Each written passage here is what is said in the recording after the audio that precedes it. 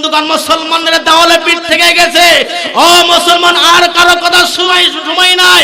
বাংলার জমিনে সমস্ত আলেমরা যে ডাক দেয়, কারা কারা কোরআনের পক্ষে দেওয়ার জন্য প্রস্তুত, কারা কারা কোরআনের পক্ষে জীবন দেওয়ার জন্য প্রস্তুত, দুহাত তুলে দেখান। আল্লাহ রাব্বুল কবুল করেন। লিল্লাহি তাকবীর, নারে তাকবীর। কোরআন হাদিসের আলো, কোরআন হাদিস যেখানে, আলেম ওলামা যেখানে, বুজুর্গ রাসূলপুরের মাটি, আলেম ওলামার ঘাটি। আমার বন্ধুগণ, ততরূপ কথা বলতে যাচ্ছি, ইহুদি খ্রিস্টানরা আমাদের কোনো বন্ধু নয়। ইহুদি খ্রিস্টান আমাদেরকে ঈমানকে ধ্বংস করার জন্য যেই পায়তারা চালাচ্ছে, ও মুসলমান তোমরা শুনে রাখো, আজ হোক কাল হোক সমস্ত মুসলমান একত্রিত বাংলার জমিনে রাজপথ দাঁড়িয়ে যায়। এই বাংলার জমিন থেকে ইহুদি নাস্তি মুরতাদ বাংলার জমিনে পালাতে বাধ্য হবে। কথা ঠিক না ঠিক? আমার ভাইয়েরা, আসুন দলমত নির্বিশেষে কোরআনকে ভালোবাসি। মুসলমানদের বেঁচে থাকার একমাত্র দলিল, সেই দলিলের পক্ষে থাকতে চাই। আমার বন্ধুগণ, সেই দলিলকে রক্ষা করতে চাই। জীবনের শেষ বিনিময়ে রক্ত দেওয়া হলো এই কোরআনের পক্ষে, কোরআনের দলিলকে রক্ষা করতে চাই। কথা ঠিক না ঠিক? আমার ভাইয়েরা, কাশ্মীরের এক বৃদ্ধা এখন বলতেছে, জিহাদের ময়দানে তো আমার সন্তান তো দুইটা মারা গেল।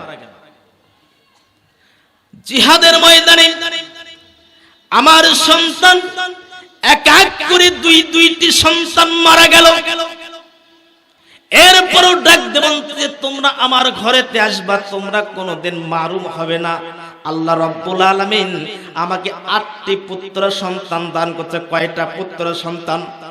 প্রথম নাম্বার পুত্র শহীদ হয়ে গেছে, আমি আল্লাহ শুকরিয়া আদায় করছি। দ্বিতীয় নাম্বার পুত্র শহীদ হয়ে গেছে, আমি শুকরিয়া আদায় করছি।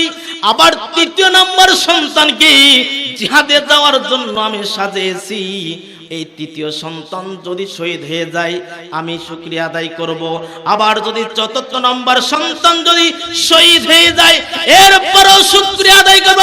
এমনকি আটটি সন্তান যদি এই কোরআনের জন্য যদি শহীদ হয়ে যায়, আমি পিতা বদা দিলাম, আমি আল্লাহর শুকরিয়া আদায় করব।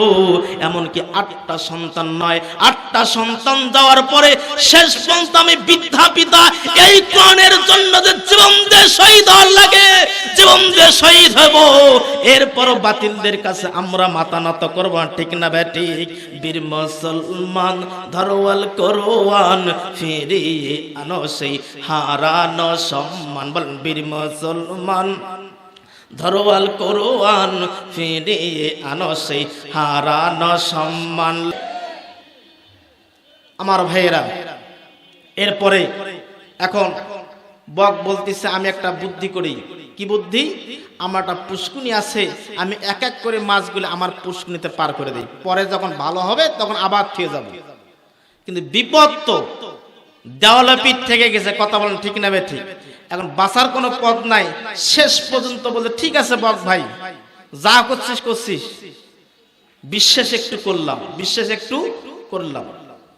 বক এখন মাছ একত্রিত করে নিয়ে যেতে একবারে মাছ শেষ।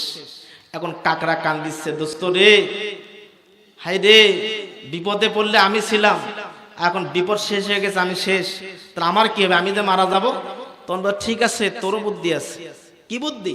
কারণ আমার মাথায় চড়ে চড়ার পরে এখন এই বক নিয়ে যাচ্ছে খালি আকাশে ওর উঠতে। কাকড়া বলতেছে, কে দোস্ত, কি খবর? পুষ্কুনি কোথায়? দেখতে তো অনেক দূর তো আসলাম। তখন বলতে, সামনে পুষ্কুনি আছে। কোথায়? সামনে। শেষ পর্যন্ত যাইতে আবার বলতে, দোস্ত রে, পুষ্কুনি কোথায়? তখন বলতে, পুষ্কুনি আমার পেটের ভেতরে। কোথায়? পেটের ভেতরে। শেষ পর্যন্ত কাকড়া বলল, পুষ্কুনি তোর পেটের ভেতরে মানে বুঝলাম না। তার